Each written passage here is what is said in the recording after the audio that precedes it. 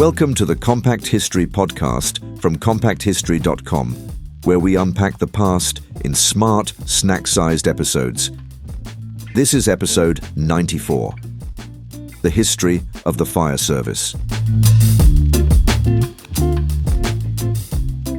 For as long as people have lived in communities, they have battled against one of nature's most destructive forces, fire.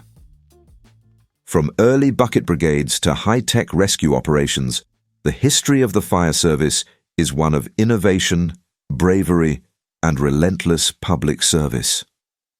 The journey from ancient watchmen to modern professionally trained responders reflects not only the technological progress of societies, but also the growing recognition of the importance of safeguarding lives and property. In ancient times, early civilizations, such as the Egyptians and Romans, developed rudimentary tools to help control fires. The Egyptians experimented with hand pumps to spray water, while the Romans went a step further with the creation of one of the earliest organized fire brigades. In 6 AD, Emperor Augustus established the Vigiles, a force of thousands tasked with patrolling the streets of Rome at night, ready to sound the alarm and combat fires with basic tools like buckets, hooks, and axes. These early responders, despite lacking sophisticated equipment, laid the groundwork for what would eventually become professional fire services. As cities grew more crowded and buildings taller, the risk of devastating fires increased. In medieval Europe, firefighting was left mainly to citizens, often organized into loosely connected guilds or neighborhood groups. Each community had its own methods, ranging from fire watchers on rooftops to simple bucket chains. In some areas, bells were used to alert townsfolk of a fire, prompting the formation of long human chains passing buckets from a water source to the flames. Fires could devastate entire towns, and it often took a significant catastrophe to spur reform. One such event was the Great Fire of London in 1666. This massive blaze, which destroyed much of the city, exposed the inadequacies of the existing fire response system. In the aftermath, insurance companies began forming their own fire brigades to protect buildings they covered. These companies issued metal plaques for buildings signifying coverage. It was a primitive system, and it meant that if a fire broke out at an uninsured property, help might not arrive at all.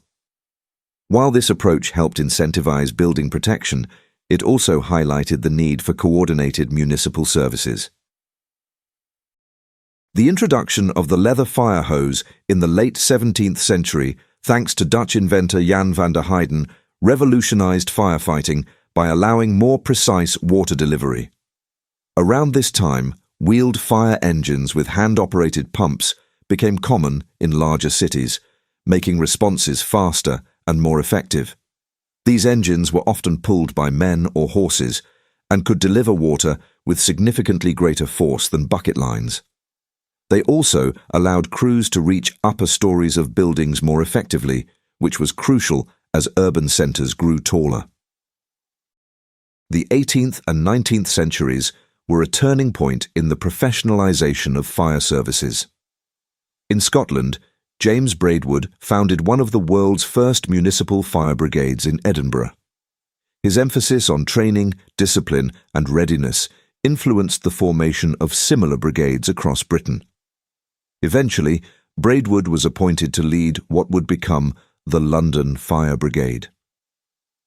Braidwood's approach emphasized teamwork and the importance of responding quickly and efficiently, even at significant personal risk. Tragically, he died in the line of duty during a warehouse fire on London's Tooley Street in 1861, becoming one of the first recorded firefighter fatalities in Britain. Meanwhile, in the United States, Benjamin Franklin founded the Union Fire Company in 1736 in Philadelphia. This volunteer fire service set a precedent, and similar companies sprang up across the country. For decades, American fire companies were mostly volunteer-run and occasionally competitive. It wasn't unusual for rival brigades to race to the scene and argue over who would put out the fire. These early fire companies were often community hubs, serving both a practical and social function. Over time, however, cities realized the importance of having coordinated, city-funded fire departments that could ensure consistency, coverage, and training. Steam-powered engines arrived in the 19th century, further advancing the fire service's capabilities. These powerful machines could deliver more water more quickly than ever before. Some steam engines even incorporated early versions of onboard water tanks and pressure systems. With increased efficiency came the need for permanent, full-time firefighters. Cities began to see the benefit of professional paid firefighters. In time, many major urban areas around the world adopted publicly funded fire departments.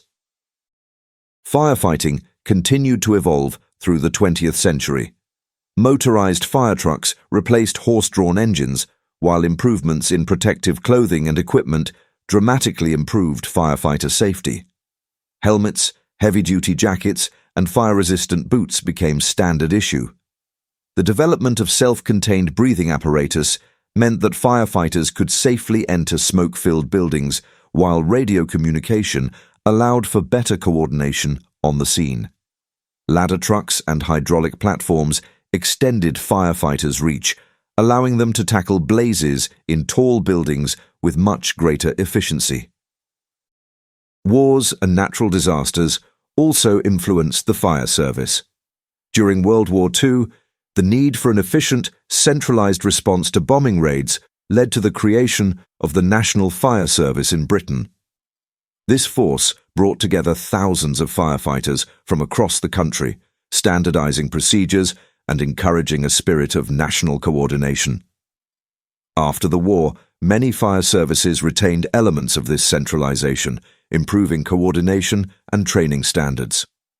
In other parts of the world, major disasters like the Great Kanto earthquake in Japan or wildfires in North America also drove innovations in fire response and emergency planning. The role of the firefighter also expanded. It wasn't just about putting out flames anymore. Firefighters began responding to medical emergencies, road accidents, and hazardous material incidents. Fire prevention became just as important as fire suppression. Educating the public, conducting safety inspections, and enforcing fire codes helped reduce the number of fires in many places. In schools and communities, firefighters became familiar faces, teaching children about smoke alarms, emergency exits, and stop, drop, and roll procedures. Today, fire services are incredibly diverse and multifaceted. In some parts of the world, particularly in rural areas, volunteer firefighters still play a vital role. In large cities, fire departments operate with thousands of personnel, specialized units, and sophisticated equipment. They deal with structure fires, forest fires, floods, earthquakes, and even terrorist attacks. Some urban fire departments now include dedicated arson investigation teams, hazardous materials units, and urban search and rescue squads capable of responding to collapsed buildings or confined spaces. Modern firefighters train rigorously.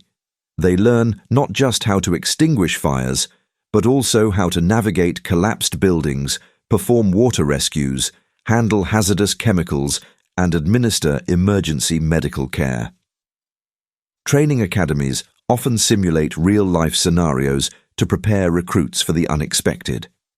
Many departments now use drones to assess fires from the air, and some are even testing robotic equipment for high-risk scenarios. Advanced computer models are used to predict fire behavior in various environments, helping commanders make informed decisions during active emergencies. Despite technological advances, firefighting remains inherently dangerous. Firefighters put their lives on the line to save others.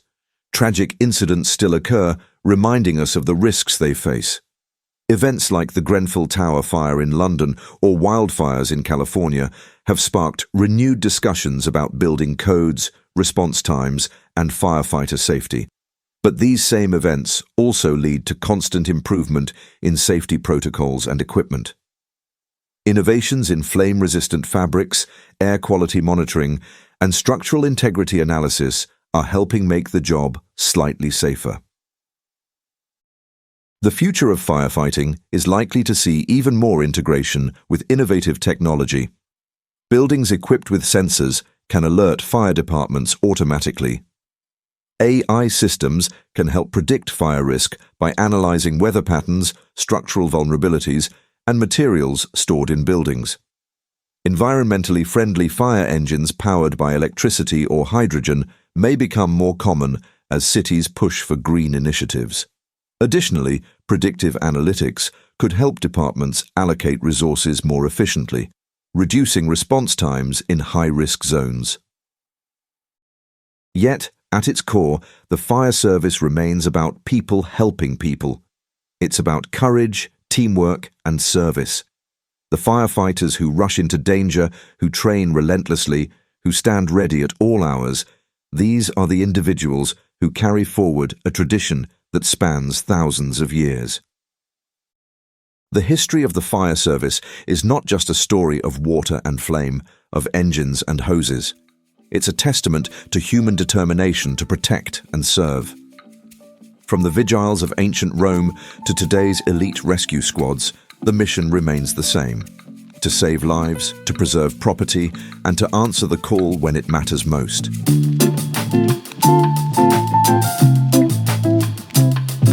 I hope you enjoyed that episode of Compact History, part of the Compact Histories network. You can find more episodes and explore our other Compact shows at compacthistories.com. If you enjoyed the episode, please like, follow, or subscribe. And if you'd like to support the show more directly, why not consider buying us a coffee at compacthistories.com/historycoffee. Thanks for listening, and I'll see you next time.